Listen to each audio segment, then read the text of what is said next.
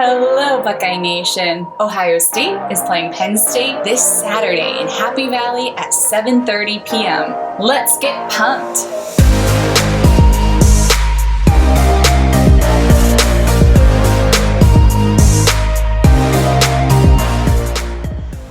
Welcome to Buckeye Football Fangirl, where it is my goal to get you pumped for the game this Saturday. If you like what you're seeing, please support me by subscribing to this channel and follow me on Twitter at BuckeyeFBFangirl. You guys, it's a great time to be alive. Fall has arrived, the Buckeyes are playing football, and Halloween is right around the corner. There was just something about hearing Gus Johnson and Joel Klatt call the game last weekend that just made it feel so much more like fall. Last weekend was just so amazing. Can I get an amen? That Nebraska game. While it took the Buckeyes a little while to warm up on Saturday, by the time it was done, we knew they were back. While they may have had a slower first half, they left their statement on the second half. With the final score of 52-17, they made the statement they needed to make to the rest of the nation that not only was Big Ten football back, but the Buckeyes were back. And now we have this upcoming game on Saturday against Penn State, and I am so stoked. It's also ESPN's College Game Day of the Week. Now, some Penn State fans have already started talking about this upcoming game and a rivalry, but I think they must be a little bit confused because I know, and I'm sure you know,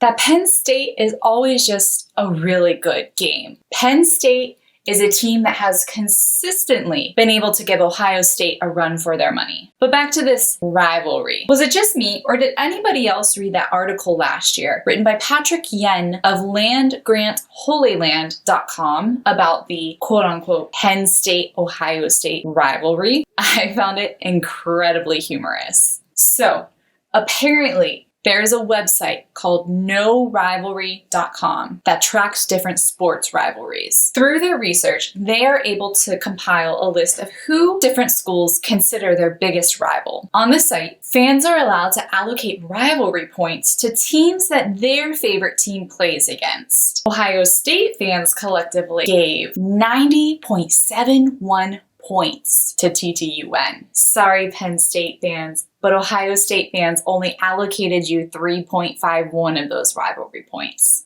However, apparently Ohio State takes the top place in the heads of Penn State fans. Those Nittany Lions allocated the Buckeyes 37.43 points. That sounds like it's kind of a mismatch. Talk about a faux rivalry. Nonetheless, that still brings us to this Saturday, which a lot of people are saying will be Ohio State's toughest matchup this regular season. Now, I say regular, but there is nothing regular about this football season. Despite Penn State losing to Indiana last week, it's still supposed to be a really good game. Bring on game 2. Thankfully, as the Buckeyes travel to Happy Valley this year, there won't be 110,000 screaming Penn State fans in the stand or a whiteout. Two things that are normally considered a very big competitive advantage for Penn State whenever they're playing Ohio State. Urban Meyer has been known to say that whiteout is worth at least 10 points on the scoreboard. So this is huge for the Buckeyes. Now, I was curious about some of the history behind Penn State's whiteout. And in my research, thanks Wikipedia, I found out that the first ever whiteout was held in 2004 in a game against Purdue to increase energy among the Penn State fans. Unfortunately, Penn State lost. However, the next year, they decided to try it again, and they scheduled the whiteout for the game against the Ohio State Buckeyes, which, unfortunately for the Buckeyes, worked. It resulted in an upset win for Penn State. Ugh.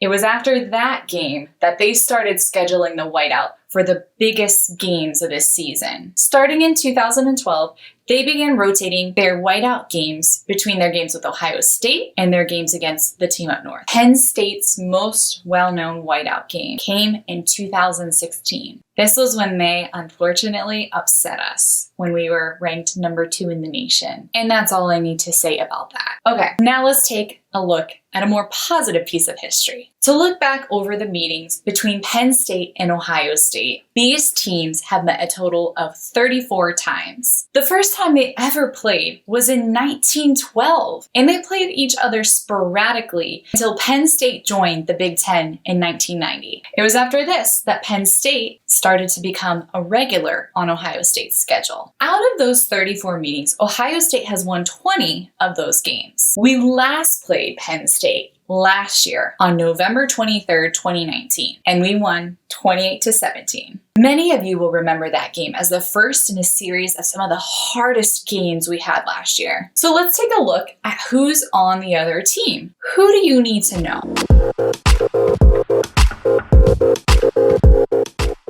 Well, I like to start with the coach. So let's start with James Franklin. He's been the head coach of Penn State since 2014. He is also a former quarterback of East Stroudsburg University of Pennsylvania. He's said to be one of the easiest head coaches to be able to talk to, and he attributes that to his diverse upbringing. There is one key player who opted out before this season started that Penn State will be dearly missing, and that is Micah Parsons. Micah Parsons is an All-American linebacker. He's said to be one of the best players in the country, and he chose to sit the season out so that he can prepare for the 2021 NFL Draft. And no one can really fault him since he's said to be a potential top 10 pick. Unfortunately, Penn State is also without 2 of their best running backs. Journey Brown, a redshirt junior running back, was actually sidelined with an undisclosed medical condition before the season started. This is unfortunate because he is said to be one of their most explosive players. Then,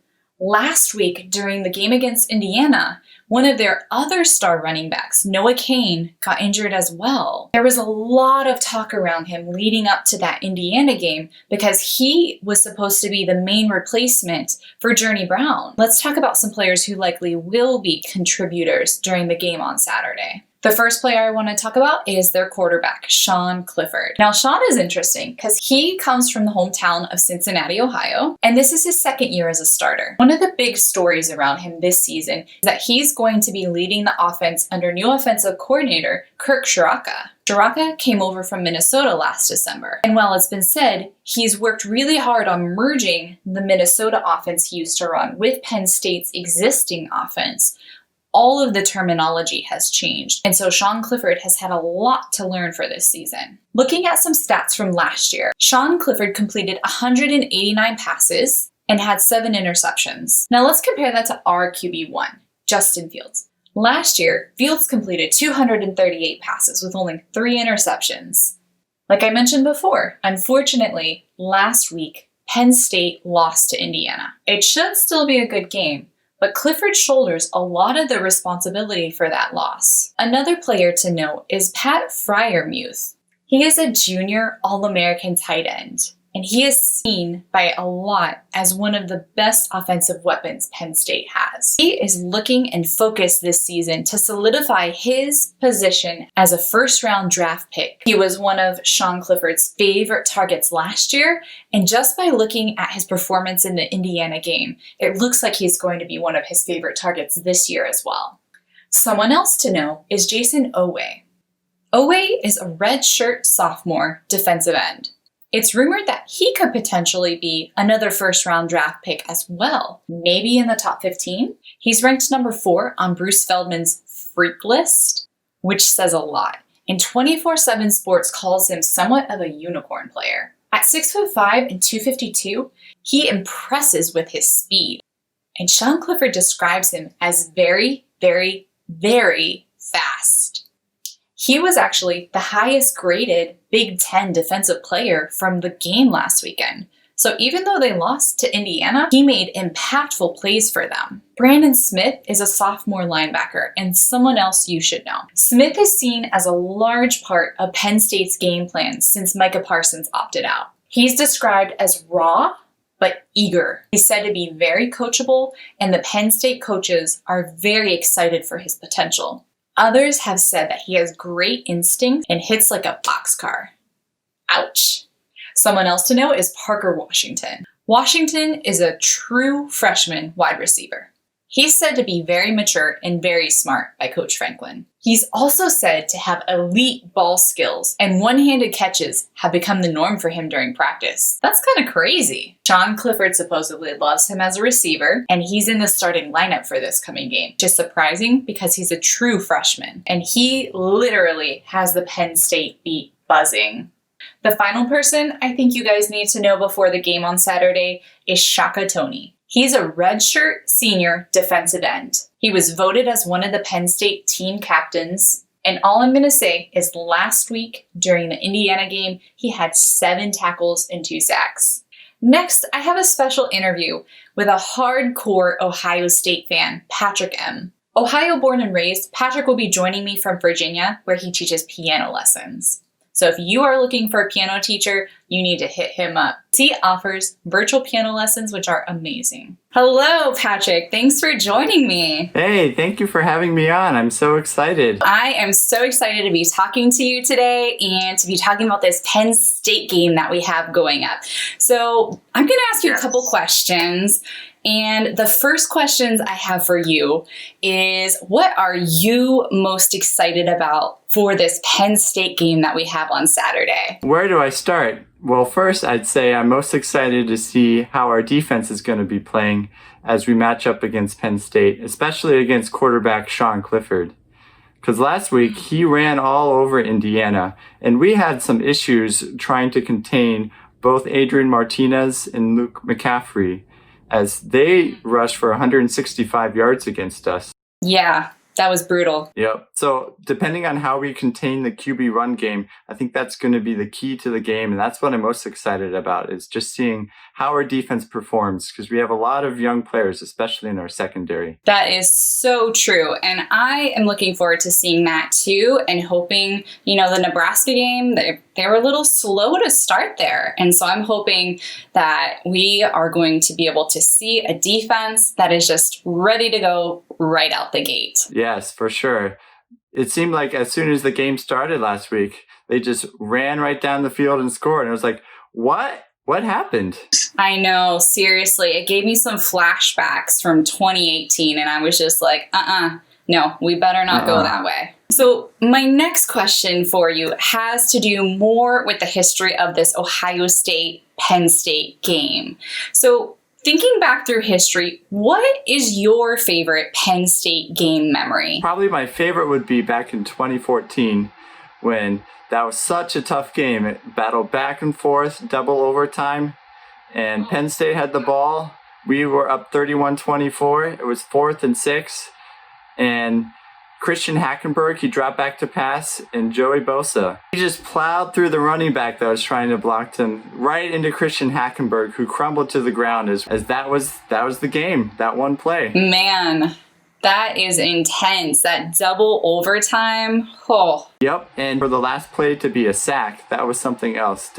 I remember right after that they called it the sack-off, because they walked off the field and it was a sack-off. I love that. That's great. Oh my goodness. So my next question is, in this team full of talented players, who is your favorite player and why? As cliche as it might be, I think it's probably going to be Justin Fields, just because of the way that he's handled himself this offseason, his leadership qualities that he's displayed, and just the fact that he's been able to rally the team around him. And just his on-field play. I mean, he plays quarterback, which is the most important position. But last year, he only threw 3 interceptions the whole season. He makes good decisions with the ball. He distributes the ball no matter who's playing receiver. And he's just my favorite player to watch. He is so on target. I mean, do you remember that play in the Nebraska game last week where the receiver fell down and he still landed it right in his arms? That was insane. And the only incompletion last week, too, was the one to Chris Olave that he had, but then at the last second couldn't hold on to it. He was almost perfect every single pass last week. Yeah, it's insane. It's going to be so much fun to see him play this coming week against Penn State. And another thing that probably a lot of Buckeye fans don't know about Justin Fields is that before he committed to Georgia, he actually previously committed to play for Penn State. Oh, That is right. You bring up a really good point with that. Yep, so it'll be interesting to see how that affects the game since he committed to play for James Franklin and he knows him really well, and we'll see how that impacts the Saturday's game. Yeah, it's definitely going to be interesting. My last question that I have for you, Patrick, is what do you think the score is going to be this Saturday? Ooh, that's a tough question. I definitely see this is going to be a back and forth game because even though Penn State lost to Indiana, they dominated almost every statistical category. The only mistakes was big mistakes that they made. They lost the turnover battle and they had way too many penalties. But if they can clean that up, I think that they can compete with us. I'm expecting a close 4-quarter game, but the Buckeyes pull away late, probably to win, let's say, 41-31. Whew, man, that sounds like that would be a great game. Yep, I can't wait. Me either. So thank you so much, Patrick, for joining me, and it's been so much fun just getting to talk to you about this upcoming game on Saturday and what you're excited about with the game. So thank you so much again. You're welcome. Thank you for having me. I enjoyed it. Go Buckeyes! Wow, that was really fun. I am so stoked now. Something interesting that Patrick mentioned is that Justin Fields had originally committed to Penn State. It makes you wonder, if he had gone to Penn State, who would be Ohio State's quarterback now? That's a little scary if you're thinking of who I'm thinking of. And now it's time to see what's going on in the Twitter sphere.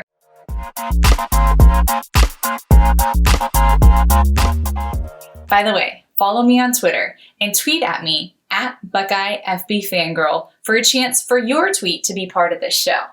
From Patrick Murphy. Patrick says, Ohio State now has to go to an 0-1 Penn State next week. I assume the Buckeyes will get some very angry Nittany Lions. I think you're right, which means it should be such a good game. The Woodlands editor says, if anyone questions the importance or passion that'll be on display in the upcoming Ohio State Penn State Donnybrook next Saturday, please see this. Yes, real tweet from the Nittany Lions head coach. Ohio State, Ohio State, Ohio State, Ohio State, Ohio State, Ohio State, Ohio State, Ohio State, Ohio State, Ohio State.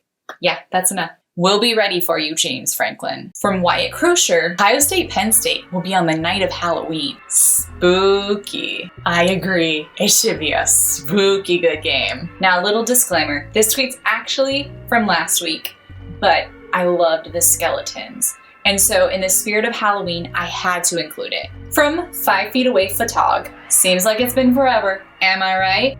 From Sam Block, Ohio State versus Penn State on Halloween night. The Penn State wide receivers are definitely going to eat Butterfingers before the game. Sorry guys, I just can't resist a cheesy joke like that. From @CaptainBoo52, I was planning on watching Penn State versus Ohio State on Halloween. Now worried, that might be too frightening. So this is my backup. From SETI B, Ohio State about to mop the floor with Penn State next week. You got that right, SETI. From Kevin Harris, which Clifford would you rather have as your quarterback? That is an excellent question, Kevin. And if you guys aren't familiar with Kevin, Kevin is a writer for 11 Warriors, where he writes a Skull Session article every single weekday. And it is hands down one of my favorite reads. So you should check it out. From Cody Chalfon, did they really say that Penn State hosts the Death Star next week? I think they really said that, Cody. And I personally love that. Next, let's take a look at some of your score predictions for the game this Saturday. I love Jake's. Jake says Ohio State opening as an 8-point favorite over Penn State. And my first thought was, that's it? @CT Wiggs thinks Ohio State is going to beat Penn State by 30 on Saturday. LOL. 30 is a lot of points, CT. But if they can do that, I would be very happy. Coop Ledford thinks 42-21 Buckeyes. But game is going to be close until the fourth quarter. A lot of people think it's going to be a really close game till the very end. So I'm with you with that, Coop. @PJ Buck says, I would have gone high for my Buckeyes, but I fully expect Day to throttle it back so as not to humiliate PSU. after hearing his apology to Nebraska, SMH. I'm not so sure I agree with this one because I think that Ryan Day has a point to prove to the rest of the country. However, if you're right, SMH. Ricky Coleman thinks 42-17, them Buckeyes. I like that, Ricky. And this last one is from a Penn State fan, and I personally kind of love this. From Steve Tuttle, Ohio State 55, Penn State 14. I'm a 40-year-old Penn State season ticket holder. Please destroy us. Wow, I didn't think I would hear that coming from a Penn State fan. I'm so excited for the game on Saturday, and I hope you are too. This should be a very, very, very good game this Saturday. I am stoked for the Buckeyes to be taking the field against the Penn State Nittany Lions. For game number 2, I'm so excited to see them battle it out. I hope that everyone has a frightful Halloween, and however you choose to celebrate Halloween and the game this weekend, please stay safe and wear a mask. As we get ready for this Saturday's game, don't forget to subscribe to this video below for notifications on when my next hype video drops. And I'll see you on the other side of this game. OH.